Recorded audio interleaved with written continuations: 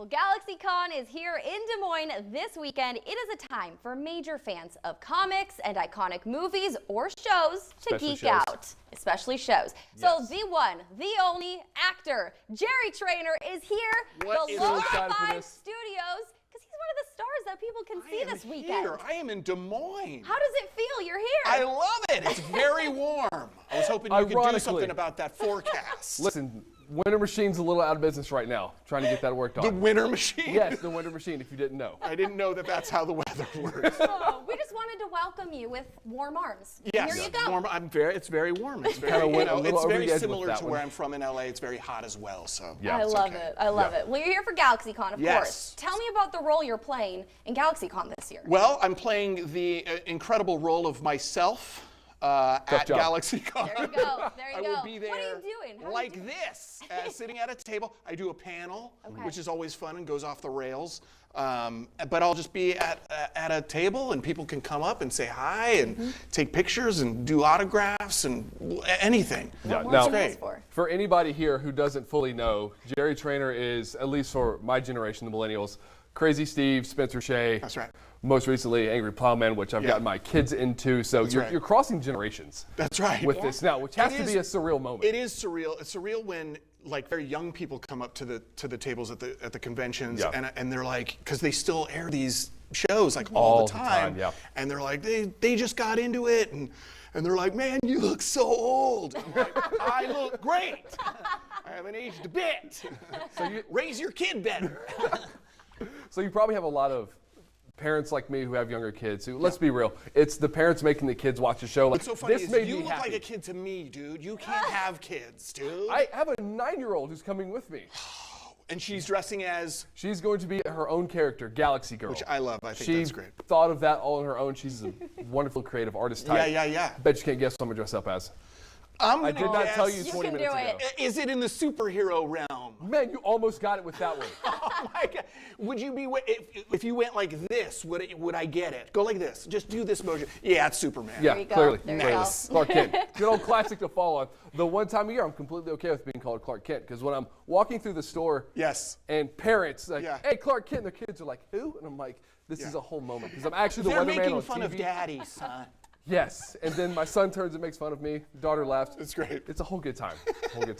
So that's cool. What is one of the more unique recognitions you've gotten? Of course, we can talk about Drake and Josh and iCarly, but there's got to be some of those that really slip through the cracks. I love the deep cuts. Like I did a voiceover for a cartoon called Tough Puppy, and when people come up and ask about that, it's like, oh my God! And some people are like, I didn't even know you were the voice. And then my first role out of college, when I first got to LA, I was the lanky kid in the movie Donnie Darko with Jake Gyllenhaal, and I just had a small scene with Patrick Swayze. And there's some people are like, I remember, and I'm like, how? That's weird. So it's like the deep cuts. One of the earlier ones for me, of course, mid Drake and Josh era, but my older brother was rewatching the movie Evolution. Oh my God! And I was like, wait a minute, hold on, because that movie in itself is is interesting. what? It is. It's interesting. And if you go back and watch it now, you're like, oh, we've gone a long way. You can see, if you watch the scene I'm in, I'm very nervous because it was like a very big production. It was Ivan Reitman. I was very nervous, and I was getting a lot of direction, and it's really like, it's me and Sean William Scott, and they were just like, say your line and get out of his light. And so you see me like do the line and then just turn around. I love it. And then I'm just like back to the camera the whole time. But that was a similar time frame as Donnie Darko, like within a couple of years. Yeah, it was very quick, Still new to the industry and getting very into new. That. Yeah. So what are some of the characters that people dress up as for you? Like, did anyone go full send on them? So much Crazy Steve. When people come with the vest, the premier theater vest, it's always great. I saw a girl recently, she dressed up as Baby Spencer. Which is like when I have my head through the crib and then the little doll body that I'm controlling, and I'm like, no, and they're like stuffing crap in my face. That was so cool that you just did that. That was so cool. I don't want it.